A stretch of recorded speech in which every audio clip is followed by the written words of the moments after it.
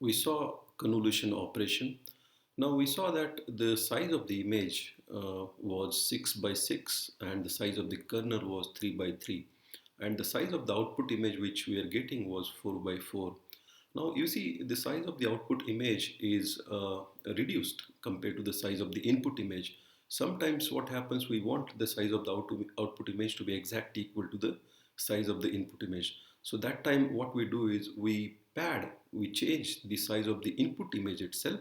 We add dummy layers, dummy or extra layers to the input image like this, right? We put a layer above, right? Like this, layer to the right side, extra layer. This is extra layer. It was not in the original image. So here and layer below, right? So we pad this input image. So these extra layers are called as paddings. These extra layers, which are dummy layers, which are put by us, they are called as padded layers, right? So so there are two types of padding. One is called as zero padding. So in zero padding, all the values here, all the values will be zero, like 0, 0, 0, 0, 0, 0, 0. All layers will contain only zeros.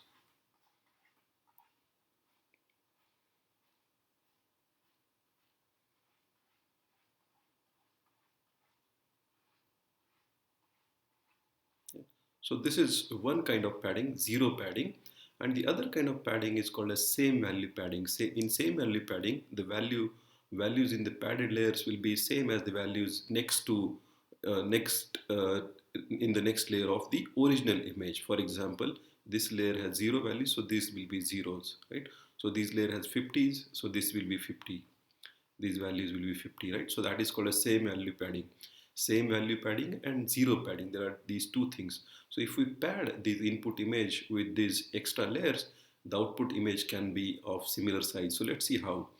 Now the formula to compute the size of the output image is, let's say if the input image is of size n by n and the kernel is of size k by k, k by k, let's say, right? The kernel, that is this kernel is of size k by k, this image is of size n by n, this is k by k, then the size of the output image will be n minus k plus 1, n minus k plus 1 into n minus k plus 1. That is without padding. This is the formula to compute the size of the output image. This is the size of the output image.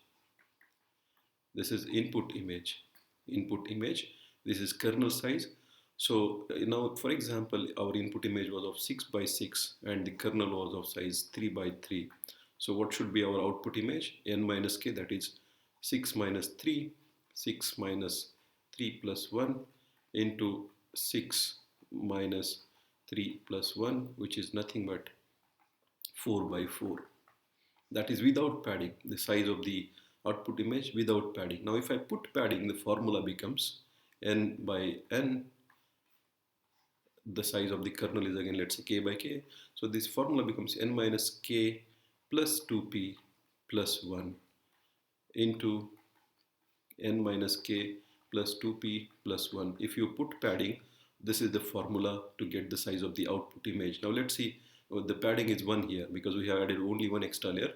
So let's see what will be the size of our output image in this case. That means if we use this padding, what will be the size of the output image? Let's see.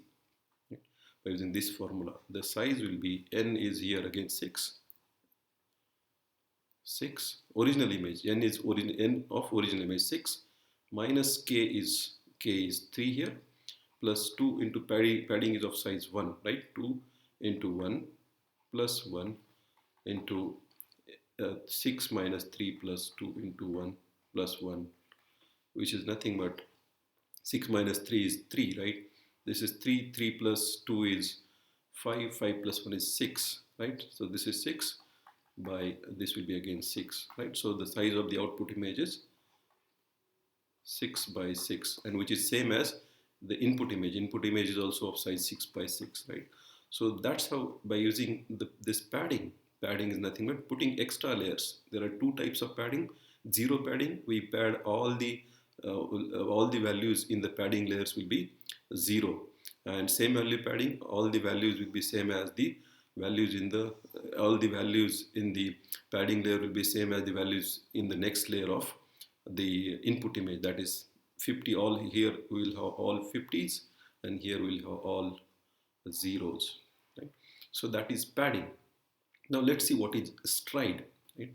Now stride means, if you remember, we are putting this matrix on here, right, on here of this input image. So if I take to let's go to another page. So if we had, this was our input image, right?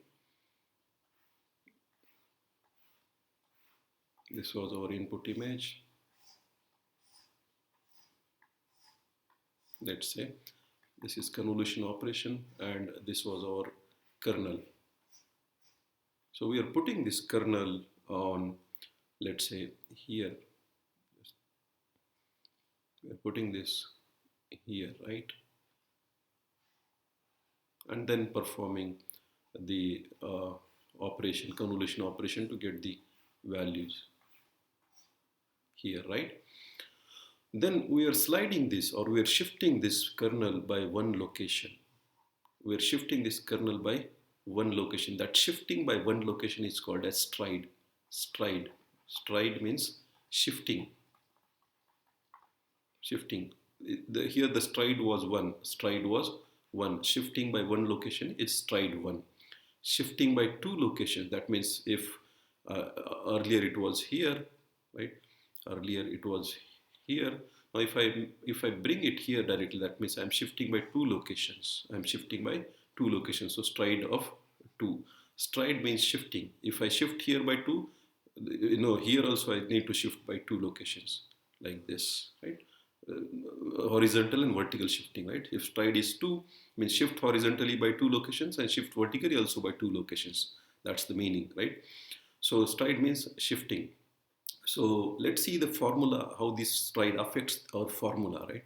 Our formula was n minus n by n image. We had k by k padding, k by k kernel, and the padding was, let's say, p. Padding is p, right? So the formula which we got was n minus